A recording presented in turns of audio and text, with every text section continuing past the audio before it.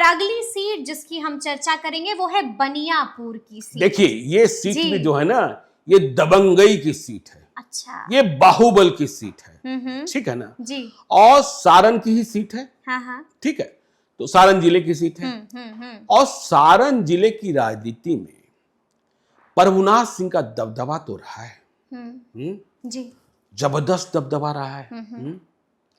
प्रभुनाथ सिंह के बगैर सारण की राजनीति की कहानी लिखी नहीं जाती, अधूरी है। हाँ, अब ठीक है, जेल की सजा काट रहे हैं। 1995 की बात है, जब प्रभुनाथ सिंह हार गए और अशोक सिंह जीत गए, तो अशोक सिंह की हत्या करा दी प्रभुनाथ सिंह ने, जी, पटना में बम मारकर, ठीक है ना। और फिर प्रभुनाथ सिंह किस तरीके से उसमें फंसे, आर.एस. भट्टी उस केस में अनुसंधानक बने, जो बाद में डीजीपी बने थे। और प्रभुनाथ सिंह भाग नहीं पाए, भागते भागते क्या बोलता है उन्हें, एक रविवार को एक शाम के पहर में एक न्यायिक मजिस्ट्रेट के घर में जाकर समर्पण करना पड़ा, फिर भट्टी वहां पहुंच गए। तो खैर सारण की जो कहानी है, राजनीतिक कहानी, वो बगैर प्रभुनाथ सिंह के नहीं, प्रभुनाथ सिंह दोनों, हाँ, प्रभुनाथ सिंह दोनों ओर रहे। लेकिन देखिए अंत समय में वह अभी तो जेल में ही है, वह लालू यादव के साथ थे।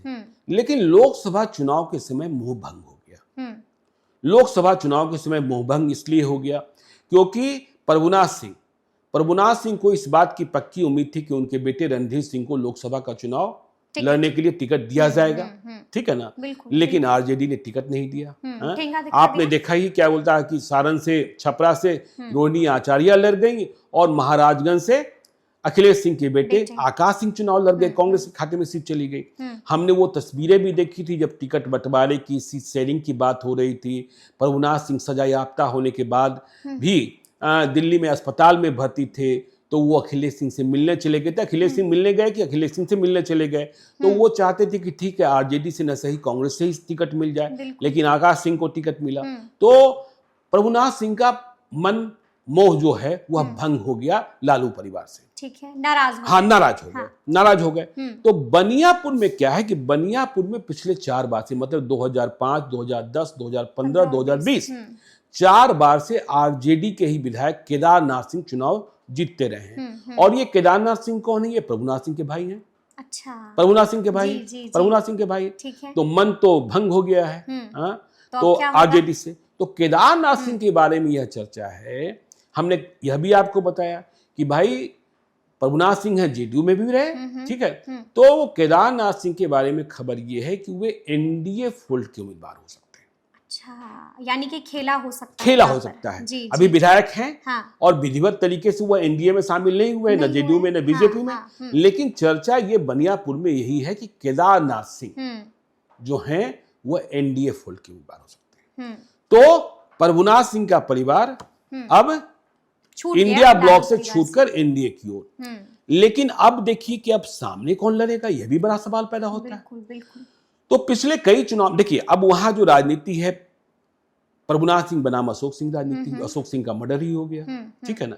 फिर तारकेश्वर सिंह सजा याफ्ता हो चुके हैं। पिछले कई चुनाव में हमने देखा कि जो वीरेंद्र ओझा हैं, ठीक है ना, वीरेंद्र ओझा हैं, वो लड़ते रहे बनियापुर में केदारनाथ सिंह के खिलाफ, ठीक है ना, एनडीए के उम्मीदवार के तौर पर।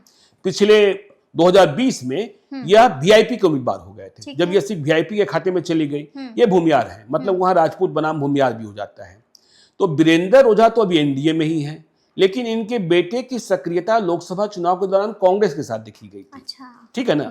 तो वीरेंद्र ओझा क्या होगा क्या नहीं होगा। लेकिन जब प्रभुनाथ सिंह जेडीयू फुल की ओर जा रहे हैं, तो तारकेश्वर सिंह का परिवार जो है, तारकेश्वर सिंह सजा याफ्ता है, कोर्ट का लोचा है, समस्या हो सकती है।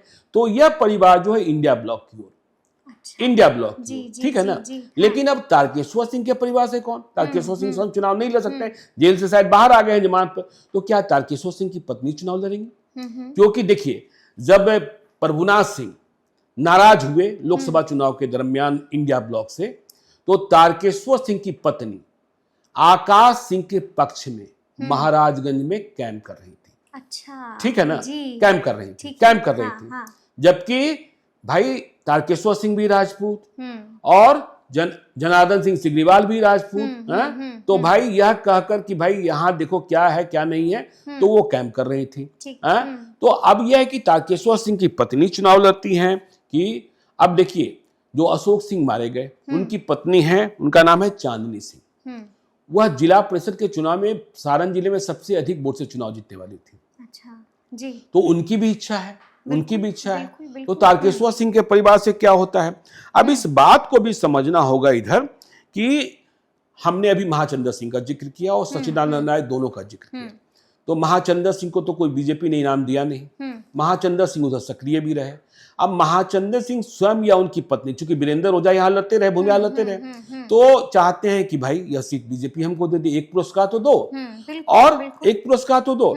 और फिर दूसरी ओर देखिए, उनकी स्थिति ये है, सच्चिदानंद राय, देखिए सच्चिदानंद राय को एमएलसी का टिकट तो दिया नहीं गया था। सच्चिदानंद राय अपने बूथ से चुनाव जीते और सच्चिदानंद राय बाद में जनसुराज के साथ हो गए, प्रशांत किशोर के साथ, लेकिन बाद में बात बनी नहीं। और लोकसभा चुनाव के दरमियान वह फिर से जनार्दन सिग्रीवाल के साथ हो गए थे। लोकसभा चुनाव में भी यह अपने परिवार के किसी सदस्य को चुनाव लड़ाना चाहते थे। तो खबर यह है, बनियापुर के लोग चर्चा कर रहे हैं कि सच्चिदानंद राय की भी इच्छा है कि परिवार से कोई व्यक्ति जो है वह विधायक बने, लेकिन वही दंगल में मंगल किसका, अमंगल किसका, जमीन पर किसकी कितनी पैठ और किसके कितने पांव मजबूत, किसके कितने पांव कमजोर, यह आने वाले दिनों में, अभी तो शुरुआत हम लोगों ने की है, वह बताएंगे ही बताएंगे। तो यह खबर है बनियापुर की।